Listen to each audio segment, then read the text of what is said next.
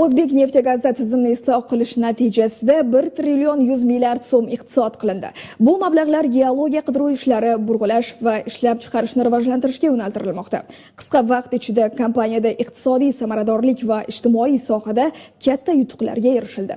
Bu dolzarb 100 kunlik dasturining teng yarmi 50 kunlik natijalarda qayd etilgan ko'rsatkichdir. Hozirgi lavhada shu haqda batafsil so'z boradi. So'nggi 50 kun ichida O'zbek neft-gazda asosiy e'tibor xarajatlarni qisqartirish va ishlab chiqarishni oshirishga qaratilgan. Shuningdek, yangi istiqbolli maydonlarni aniqlash uchun jami 6,5 ming kvadrat kilometr hajmda 3D seysmik qidiruv ishlari o'tkazilishi belgilangan. E'tibor bering, bu o'tgan yilga nisbatan 2,5 baravar ko'p. 3D seysmik tadqiqotlar hajmi keskin oshirilgan. Dasturning yana bir asosiy maqsadi tabiiy gaz va neft mahsulotlari ishlab chiqarish hajmini oshirishdir. Xususan, joriy yilning o'tgan davrida jamiyat tomonidan tozalangan tabiiy gaz 2 milliard 276 million metr kub. Bu rejaga nisbatan 109% degani.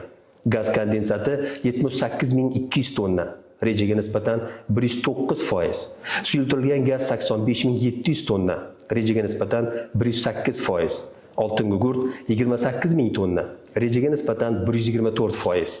Polietilen mahsuloti 21.000 tonna, rejaga nisbatan 104% ishlab chiqarildi. Ijtimoiy soha talabini qondirish maqsadida aholi va xususiy tadbirkorlarga 88.800 tonna, rejaga nisbatan 111% ko'p suyultirilgan gaz yetkazib berildi. Alohida qayd etish joizki, bu yil O'zbek neft-gaz tarixidagi eng katta hajmda burg'ulash ishlari amalga oshiriladi. Bu yil jamiyat 103 ta quduq, shu jumladan 58 ta izlov qidiruv qudug'i, 45 ta ishlatish qudug'ini burg'ulashni reja qilgan. Qurilish va burg'ulash loyihalari qiymatini optimallashtirish hisobiga esa yil boshidan 154 milliard so'm tejaldi va yil yakunida mazkur ko'rsatkich 1,7 trillion so'mga yetishi prognoz qilinmoqda. Bugungi kunda O'zbekiston GTL MChJ tomonidan sintetik neft mahsulotlarini barqaror ishlab chiqarish ta'minlanmoqda.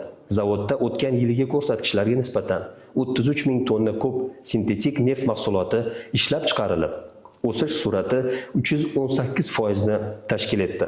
Mutaxassislarning ta'kidlashicha, 50 kunlik natijalar qisqa muddatli choralar emas, balki butun tarmoqni yangi bosqichga olib chiqishga qaratilgan islohotlarning dastlabki samarasidir. Mashkura Nurmatova, Javohir Fayzullayev, Hududiy informatsion tahliliy dasturi uchun tayyorlandi.